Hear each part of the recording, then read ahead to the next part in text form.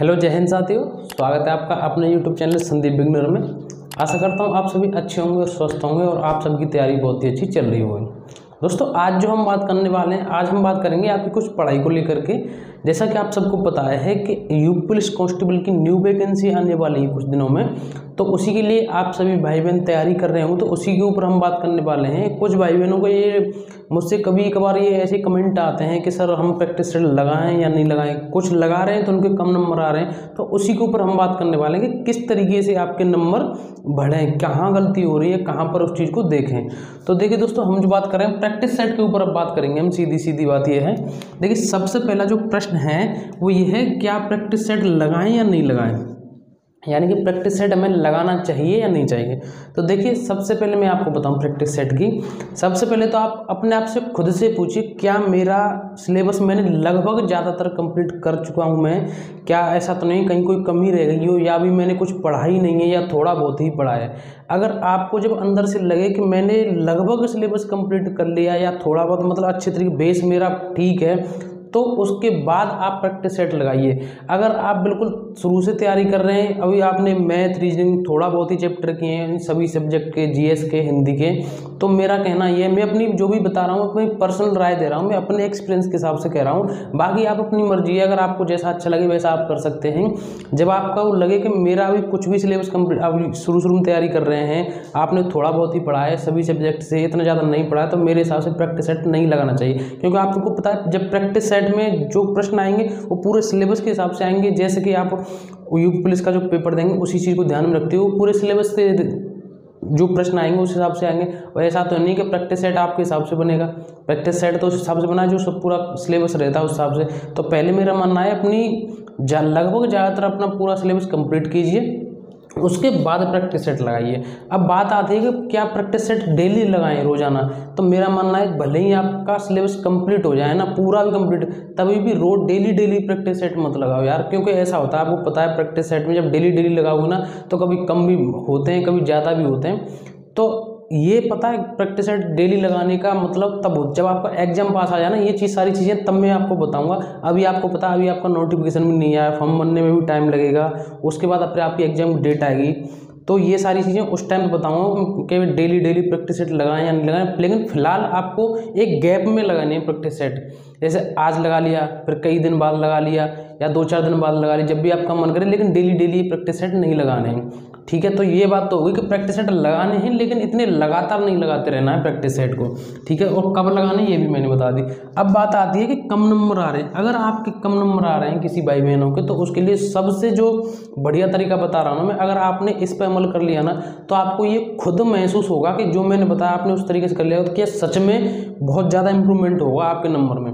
देखिए सबसे पहले आप जो प्रैक्टिस सेट लगा रहे हैं, आपको पता है 4 सब्जेक्ट हैं आपके, मैथ है, रीजनिंग है, हिंदी है और जीएस है। आपके ये 1 2 3 4 सब्जेक्ट हैं ये इस तरीके से। तो मैं क्या कह रहा हूँ आपसे कि जैसे आपने मैथ में प्रश्न प्रैक्टिस सेट लगाया, आपने मैथ में प्रश्न सॉल्व किए, रीजनिंग में किए, हिंदी में किए और जीएस में किए, आपको पता चला कि जो मेरे नंबर हैं वो कम आए हैं, यानी कि नंबर कम आए हैं, बढ़े नहीं घट रहे हैं। तो आपको एक काम करना, देखिए थोड़ी सी मेहनत तो करनी पड़ेगी। आपको पता है सिलेक्शन ऐसे हर किसी के बस की बात नहीं। अगर हर किसी के बस की बात होती तो हर कोई लगा रहता नौकरी में। तो आपको क्या करना है कि जब जैसे आपको मैथ में देखना है कि मेरे मैथ में जो प्रश्न गलत हुए हैं वो किस पोर्शन से गलत हुए हैं, सब एक सब्जेक्ट के हिसाब से एनालिसिस करना आपको पूरा, थोड़ी मेहनत करनी पड़ेगी। मैं आपको फिर कह रहा हूँ, ये कोई इतनी ज़्यादा मेहनत भी नहीं है।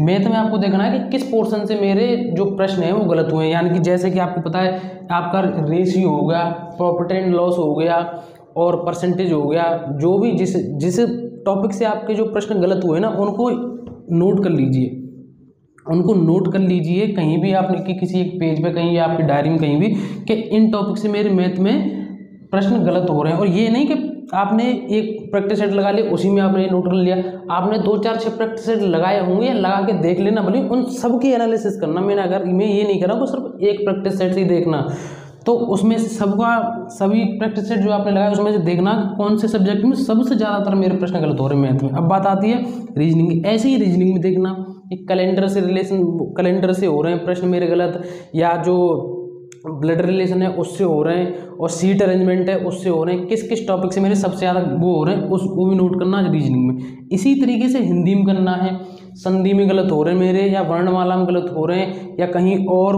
किसी टॉपिक में गलत हो रहे हैं, ये पूरे सभी सब्जेक्ट में। ऐसे ही जीएस में आपको देखना है कि मेरे जो प्रश्न सभी प्रैक्टिस सेट, मैंने इतने सारे प्रैक्टिस सेट लगा दिए, उसमें से किस किस टॉपिक में किस पोर्शन में सबसे ज़्यादा प्रश्न मेरे गलत हो रहे हैं।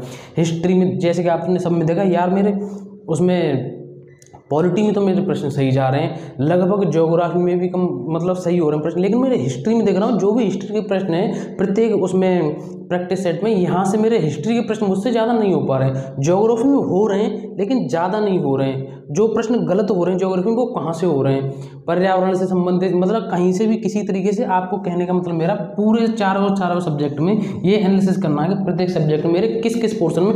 अब आपको क्या करना है, वहीं थोड़ा सा रोक देना है अपने प्रैक्टिस सेट को, फिर आपको ध्यान देना जो भी देखना। ऐसा नहीं कि पूरा सिलेबस निकलेगा सारे के सारे गलत हो रहे हैं, कुछ पोर्शन आपको ऐसा बिल्कुल एकदम साफ दिखाई दे जाएगा कि यहाँ से मेरे प्रश्न गलत हो रहे हैं। जब आप कई प्रैक्टिस सेट लगाने के बाद ये करना आपको, उसके बाद फिर आपको एक काम करना है, प्रैक्टिस सेट मेरे कहने से उस टाइम पे बिल्कुल बंद कर दीजिए और आपके जो टॉपिक है ना इनको थोड़ा अच्छे करने में लग जाइए। जैसे मैथ, रीजनिंग, हिंदी और जीएस के जो भी टॉपिक में आगे प्रश्न गलत हो रहे हैं उनको अच्छे तरीके से पढ़िए, बहुत अच्छी तरीके डिटेल में पढ़िए। जीएस में, हिंदी, रीजनिंग और अच्छे से प्रैक्टिस करिए उनकी।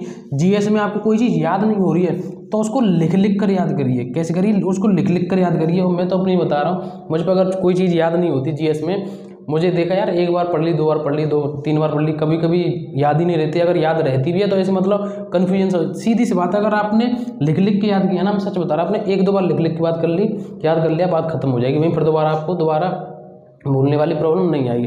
तो जीएस का तो मैं इस तरीके से बता रहा हूँ। बाकी मैथ, रीजनिंग आपको पता है जितना प्रैक्टिस करोगे उतना ही ये बढ़ते जाते हैं। तो इस तरीके से ऐसे ही आपको हिंदी में करना है। सबकी जहाँ जहाँ भी आपकी कमी दिख रही है उन्हीं सब्जेक्ट पे आप अच्छी तरीके से एक बार पढ़िए, फिर उसके बाद प्रैक्टिस सेट लगा के देखिए। ऐसा करने के बाद मैं ये गारंटी से कह रहा हूँ कि आपके नंबर जो यहाँ आ रहे थे ना उससे बढ़ेंगे। ये एक बार मेरे कहने से ऐसा आप करके देख लेना, मैं गारंटी से कह रहा हूँ आपके नंबर कंफर्म बढ़ेंगे। और ऐसा ही आपने हर बार कर लिया ना तो एक टाइम ऐसा आएगा आपको एक खुद महसूस होने लगेगा, यार मैं कहाँ था और मैं कहाँ पहुँच गया हूँ, इतने नंबर मेरे आ रहे हैं। तो ये सारी मैंने तरीका बता दिया आपको, इस तरीके से आपको करना है और बहुत अच्छा रहेगा। ऐसी मेरे पास दूसरा कोई उपाय नहीं है इस कम नंबर को बढ़ाने का, क्योंकि जैसे मैंने खुद किया था, जो मैं अब भी करता हूँ अपने किसी एग्जाम के लिए, तो इसी तरीके का मैं मतलब एक पोर्शन देख लेता यार, हर बार मैं देख रहा हूँ मेरे नंबर कम आ रहे हैं, तो एक कहाँ से आ रहे हैं, तो वो सारी चीज़ें एक बार नोट डाउन कर लीजिए, बस बात खत्म हो जाती है। उन्हीं चीज़ों को दोबारा पढ़ के फिर प्रैक्टिस सेट लगाइए, आपको खुद महसूस होगा कि मेरे नंबर बढ़े हैं। तो ये सारी जानकारी और सबसे अच्छा तरीका है, जहाँ भी कम नंबर आ रहे हैं उसकी समस्या का सॉल्यूशन। दोस्तों इस तरीके से आपको तैयारी करनी है।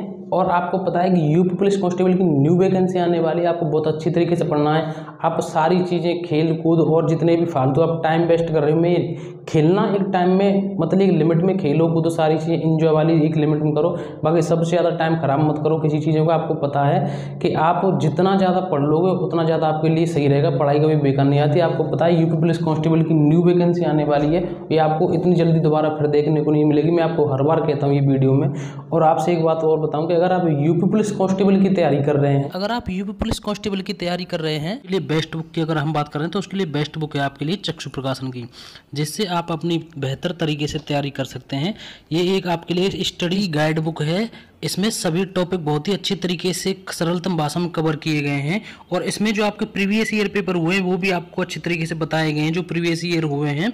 और आप इसको ऑनलाइन और ऑफलाइन दोनों तरीके से खरीद सकते हैं। अगर आप इसको ऑनलाइन परचेज करना चाहते हैं तो इसकी लिंक आपको वीडियो के डिस्क्रिप्शन में दी गई है। साथ में ही इसके प्रैक्टिस सेट भी आते हैं जिससे आप अपनी तैयारी को और आगे बेहतर बना सकते हैं। इसका लिंक भी आपको वीडियो के डिस्क्रिप्शन में दिया गया है, वहाँ जाकर इसे आप परचेज कर सकते हैं। और इसके और भी सब्जेक्ट के कई बुक हैं, इनको भी आप परचेज कर सकते हैं। सभी की लिंक नीचे डिस्क्रिप्शन में आपको दी गई है, तो इसे आप अपने नज़दीकी किसी भी बुक स्टोर से भी खरीद सकते हैं। तो दोस्तों आज मुझे बस यही जानकारी देनी थी आज आप सबके लिए। अगर वीडियो अच्छी लगी तो यार वीडियो को लाइक जरूर करना। अगर आप हमारे चैनल पर नए आए हो तो चैनल को सब्सक्राइब जरूर कर लें। दोस्तों अब मिलेंगे अगली नई वीडियो में नए टॉपिक के साथ। जय हिंद, जय भारत।